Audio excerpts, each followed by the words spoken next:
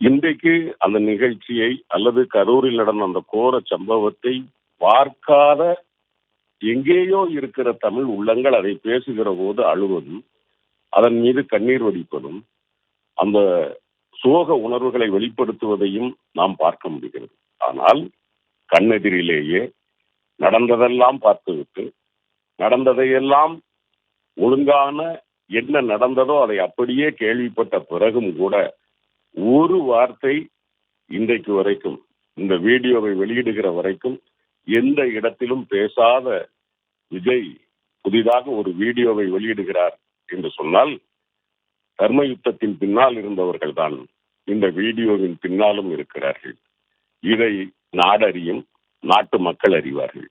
எந்த இடத்திலும் கரூரின் சோகம் நிகழ்ந்ததற்கு திராவிட முன்னேற்ற கழகமோ தலைவர் தளபதி மு.க.ஸ்டாலின் தலைமையிலான ஆட்சியோ பொறுப்பில்லை என்பதை நாட்டு மக்கள் உணர்ந்து கொண்டார்கள்.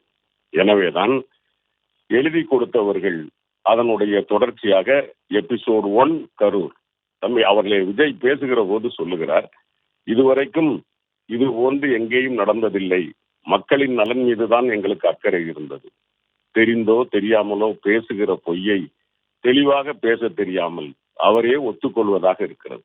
விக்கிரவாண்டியில் முதல் மாநாட்டில் 400 பேர் மயக்கமடைந்த நிலையில் இருந்து திருச்சி, நாகை என்று போன இடங்களிலெல்லாம் மக்களின் சோக குரல் கேட்டுக்கொண்டேதான் இருந்தது. ஆனால் ஏதோ கரூரிலே மட்டும்தான் நடந்திருப்பதை போல பேசி இருப்பதை பார்க்கிற போதே தெரிகிறது, இது கதைவசனம் எழுதி நடிக்கிற ஒரு வீடியோ.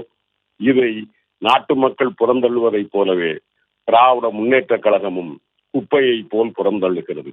என்றைக்கும் தமிழ்நாட்டு மக்கள் எந்த இயக்கமாக இருந்தாலும் சரி, எந்த கட்சியை சார்ந்தவர்களாக இருந்தாலும் சரி, ஏன் கொள்கையிலே முரண்பட்ட கொள்கை எதிரிகளாக இருந்தாலும் சரி, ஒரு நிகழ்வு அவர்களுக்கு சோகம் நிகழுமேயானால் அதில் பங்கெடுத்துக் கொள்கிறவன் தான் திமுக காரனே தவிர அந்த சோகத்தில் பலன் காண நினைக்கிறவன் திமுக காரன் இல்லை, திராவிட இயக்கத்துக்காரன் இல்லை. அதை நாட்டு மக்கள் அறிவார்கள். எனவே இதற்கு மேல் அவருக்கு அதில் விளக்கம் சொல்ல எதுவும் தேவையில்லை. திராவிட முன்னேற்ற கழகம் தலைவர் தளபதி மு.க.ஸ்டாலின் தலைமையிலான இந்த அரசு 8 கோடி தமிழர்களுக்கான நல்லாட்சியை தொடர்ந்து நடத்தும். அதுதான் இந்த நேரத்தில் எங்களுக்கு தேவையானதும் கூட.